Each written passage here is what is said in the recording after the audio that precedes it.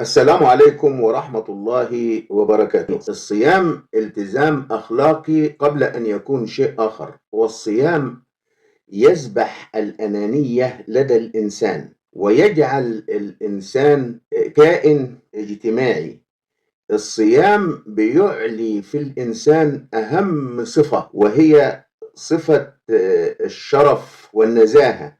فصفة النزاهة والشرف هي أهم الصفات التي يتحلى بها الإنسان، ونحن في شهر رمضان نتحلى بهذه الصفات، وبهذا الإنسان يستطيع أن يعالج المشاكل بتاعته برفق ويعالجها بحكمة. لو أننا استخدمنا هذه الحكمة في كل أيام العام لأصبحنا من أرقى الأمم. ونحن في شهر رمضان نكثر من قراءة القرآن، ومن يقرأ القرآن ولا يزداد مع كل قراءة إيمان يغير من سلوكه، فهذا يعني أنه خائن بمنتهى الأمانة وكاذب بمنتهى الصدق، لأنه قراءة القرآن يجب أن يكون لها مردود على الإنسان.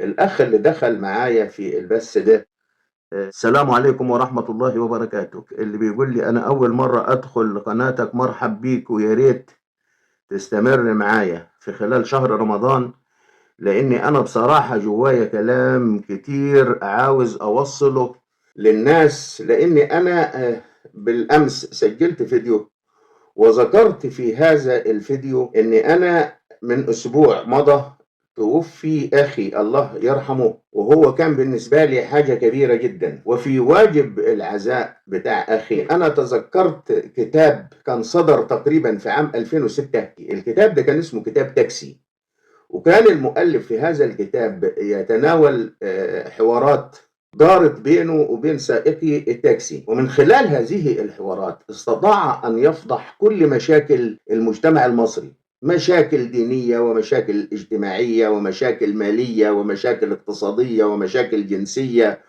وكل ما يخطر على بالك من أنواع المشاكل. الراجل ده استطاع أنه يعني يسقط عليها شيء من الواقع في هذا الكتاب. وهذا الكتاب في عام 2006 حقق أعلى مبيعات في معرض الكتاب، وأنا كنت بالمصادفة في معرض الكتاب واشتريت نسخة من هذا الكتاب. وفي واجب أخي أنا لاحظت أنه يعني الجلسات اللي فيها اجتماع كثير من الناس دي بتبقى فيها حوارات وأحداث يعني تشبه الأحداث التي تناولها هذا المؤلف في كتاب تاكسي. وأنا في فترة الواجب سمعت حكايات كثيرة من الناس، ووعدت في فيديو سجلته بالأمس أني أنا سأتناول في شهر رمضان كل الحكايات التي طرحت من المعزيين في فترة الواجب، وإيه الرأي الشخصي بتاعي أنا ناحية الكلام اللي اتقال. ومن أكثر الموضوعات اللي هي يعني تم طرحها كانت حكاية فضيحة أبستين دي.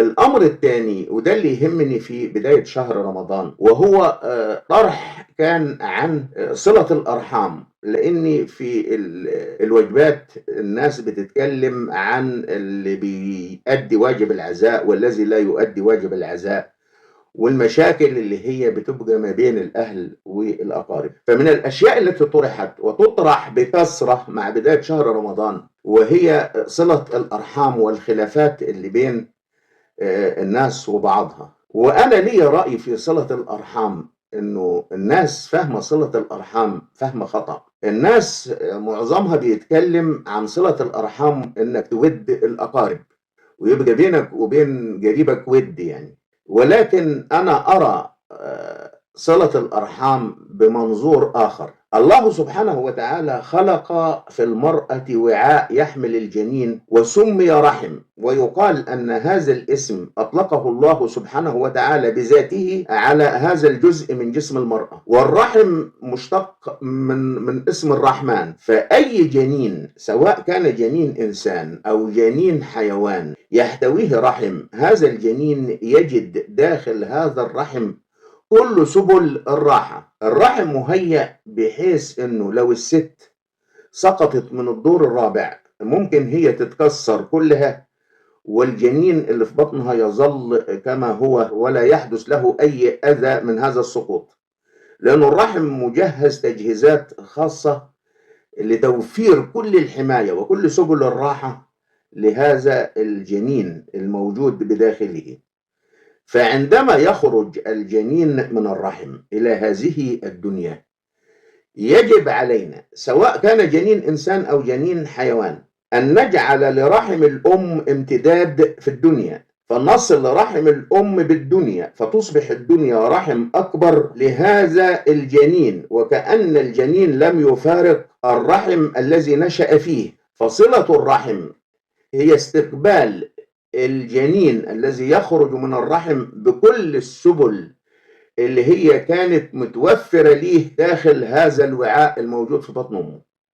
فهي مش قصة انك انت تود اقاربك، لا، ده هي القصة اكبر من ذلك. باذن الله تعالى لو عاوزين اني انا استمر في يعني توضيح كل الامور اللي طرحت امامي، فان شاء الله في شهر رمضان كل يوم كده لمدة نص ساعة نتكلم فيها عن هذه الموضوعات اللي تم طرحها في واجب عزاء أخي. وحتى ألقاكم غدا بإذن الله تعالى، أستودعكم الله وتصبحوا على خير.